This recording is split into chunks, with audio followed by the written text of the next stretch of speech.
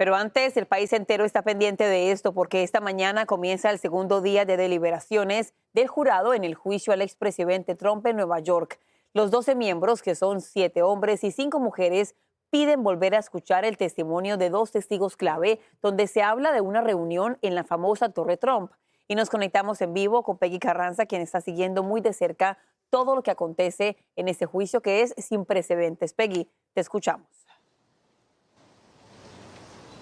Hola, ¿qué tal? Buenos días. Así es, hoy comienza este segundo día de deliberaciones por parte del jurado en este juicio histórico penal contra el expresidente Donald Trump y se espera que comience con un par de solicitudes que precisamente hicieron al final de la jornada el día de ayer. Ellos pidieron que se les leyera nuevamente 4 partes de testimonios potencialmente cruciales, entre ellos una conversación que tuvo el expresidente Trump con el ex editor del tabloide National Enquirer, David Pecker, donde supuestamente Pecker le sugiere precisamente comprar los derechos de la historia de la modelo de Playboy Karen McDougal, quien dijo haber tenido una relación amorosa con el exmandatario. También pidieron escuchar testimonios de una conversación en una reunión en Trump Tower entre Cohen, Pecker y Trump, donde según la fiscalía comenzó precisamente este esquema de atrapar y matar historias que pudiesen ser perjudiciales para el exmandatario. Esto habría ocurrido en el 2015. Mientras tanto, como saben, ellos deliberan en un cuarto sin acceso a teléfonos celulares, solo cuentan con una computadora donde está la evidencia. Ellos también ayer, como parte de las peticiones que hicieron, fue que se les volviera a dar las instrucciones sobre cómo interpretar la ley, la evidencia y deliberar. De hecho, el juez también les dijo que deben dejar de lado cualquier opinión personal o prejuicio que pudieran tener a favor o en contra del acusado y no deben permitir que tales opiniones influyan en su veredicto. Mientras tanto, el exmandatario arremetió contra el caso, llamó corrupto al juez e incluso se refirió a la Madre Teresa diciendo que ni ella podría vencer los cargos. Veamos lo que dijo.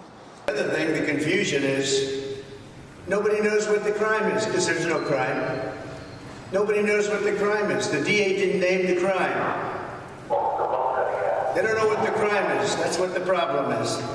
It's a disgrace. This thing ought to be ended immediately. The judge ought to end it and save his reputation. Thank you very much. Y como parte de las instrucciones, el juez también le dijo al jurado que no pueden declarar culpable a Trump solamente basándose en el testimonio de Michael Cohen. Te pregunto, Peggy, durante las instrucciones, cuéntanos qué fue lo que le dijo el juez al jurado a la hora de tratar al expresidente Trump durante las deliberaciones. Y hasta ahora lo que sabemos es que el juez le dijo al jurado que deben tratar al expresidente como un miembro más de la comunidad. Regreso con ustedes. También sabemos que 2 de ellos habrían pedido ayuda para utilizar un iPad que no sabían cómo utilizarlo. Peggy, estaremos pendientes de este caso histórico. Muchísimas gracias. En otros temas, el mundo entero está pendiente de esta noticia. Este jueves comienza el segundo día de deliberaciones del jurado. Esto luego de que no se llegara a un veredicto en el juicio que se lleva a cabo en Nueva York contra el expresidente Trump.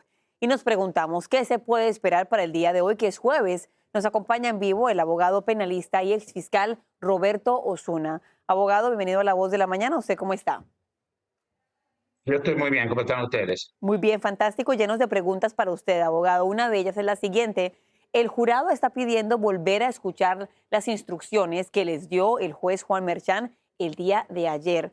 Como abogado, como exfiscal, ¿dice esto posiblemente que tienen dudas o no les quedó claro lo que dijo el juez? ¿O es normal? No, eso es normal. Lo que están haciendo los jurados, te digo, de experiencia, ocurre todos los días. Hacemos juicios y los jurados tienen que escuchar las instrucciones del juez, que son instrucciones de leyes, que son muchas veces muy complicadas.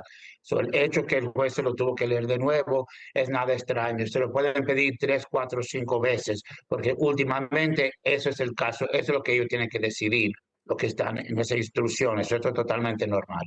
Están pidiendo 5 cosas por ahora, las instrucciones y también escuchar algunos testimonios que ya habían escuchado en corte, por ejemplo, lo que pasó con David Pecker, lo que pasó con Michael Cohen, esa reunión dentro de la Torre Trump. ¿Qué le dice a usted si comenzando el primer día de deliberaciones ya quieren volver a escuchar evidencia? Pues te digo, ayer estuvimos riéndonos nosotros abogados, porque muchas veces los jurados reciben el caso, inmediatamente quieren escuchar el juicio entero. ¿Verdad? Esto nos pasó recién, que querían escuchar todos los testigos sobre un juicio que duró 3 semanas, ¿verdad? Y llega siendo 3 semanas adicional. So, el hecho que están enfocando en puntos específicos muestra que ya pueden estar llegando a una decisión, porque normalmente comienzan con preguntas que son bien amplias, quieren escuchar todo, y ya van enfocando y enfocando con sus notas. Eso muestra que ya están llegando a un punto de ser una decisión, creo yo. Y tenemos alguna información bastante general, ¿no? De quiénes son los miembros del jurado, las profesiones, dónde es que ellos leen sus noticias, están o no familiarizados con el tema del expresidente, pero sabemos que dos son abogados. ¿Cuál sería el papel de los abogados? Posiblemente serían ellos los que posiblemente pueden guiar a sus compañeros en el proceso. Pues eso es el riesgo que muchos de nosotros no queremos tener abogados en nuestros jurados, porque nunca queremos que un jurado llegue a ser lo que se dice un jurado de una persona, que esa persona está diciéndole al otro jurado, yo soy abogado, yo sé de la ley, yo sé lo que debemos de hacer. So, eso es un riesgo y estoy sorprendido que los defensores y los fiscales permitieron dos abogados estar ahí, pero ahí están y tienen que deliberar con los restos de los jurados justamente. Y ambas partes estuvieron de acuerdo cuando se eligió a esas dos personas como miembros del jurado. Ahora, son 34 cargos que enfrenta el exmandatario. Mucho se habla de culpable o no culpable, sin embargo, podría ser un veredicto de parte del jurado que sea mixto. Por ejemplo, caso número 1, no culpable, caso número 2, culpable. Si esto llega a ocurrir, ¿hay alguno de esos cargos que conlleve una pena en prisión para el exmandatario? Todos los felonías en este caso traen prisión máximo de 1 y 1 tercio año a 4 años de cárcel. So, los riesgos son enormes para el expresidente que puede actualmente caer preso en este caso. Sí. Ahora, en cuanto al tiempo, más o menos, considerando todo lo que se escuchó durante estas semanas de juicio, ¿cuánto tiempo cree usted que el jurado más o menos se va a tardar en dar un veredicto? Ayer hicimos un poll con mi grupito de Facebook y todos los abogados y nosotros creemos que ya antes de mañana ya van a hacer una decisión, ¿verdad? Que dudamos que van a llegar hasta la próxima semana. Hay un dicho que cada hora que están considerando es mejor para el acusado, pero creo yo que ya para mañana, al final del día, ya tuvieron una decisión. Pero pueden correr sin límite de tiempo. Aquí no hay, el juez no le puede dar límite de tiempo al jurado cuánto tiempo pueden decidir un caso. So, no hay límite de tiempo, pero creo nosotros que ya va a ser para mañana. Y rapidito, abogado, según usted y ese grupito de Facebook que cuenta que tiene los abogados, colegas suyos, ¿qué piensan que va a pasar? ¿Culpable, no culpable, mixto, nulo? Muchos creen que no van a llegar a una decisión, a nada. Creen que van a, lo que decimos en inglés, un hang jury, que van a colgar y que no van a poder llegar a una decisión. Yo personalmente creo que lo van a condenar.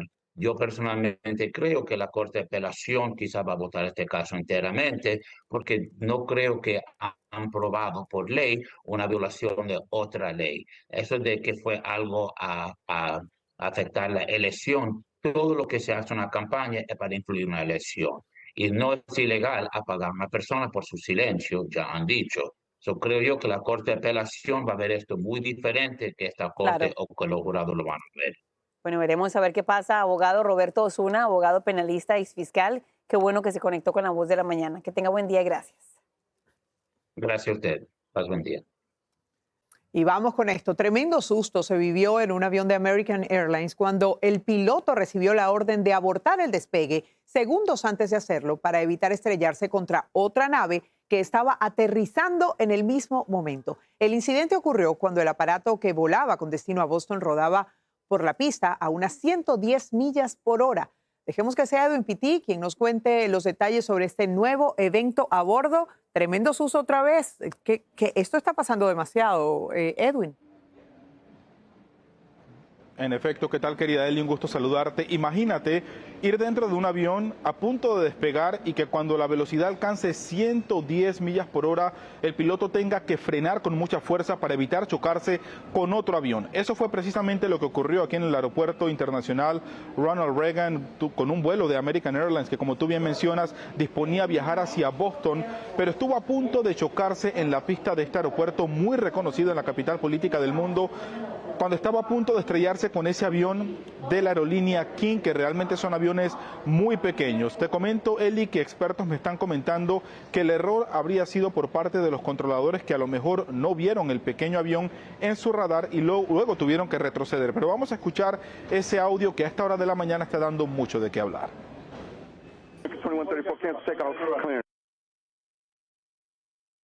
Go around. Projecting the takeoff, 2134. 0 Alpha, cannot go around. We were already on the ground.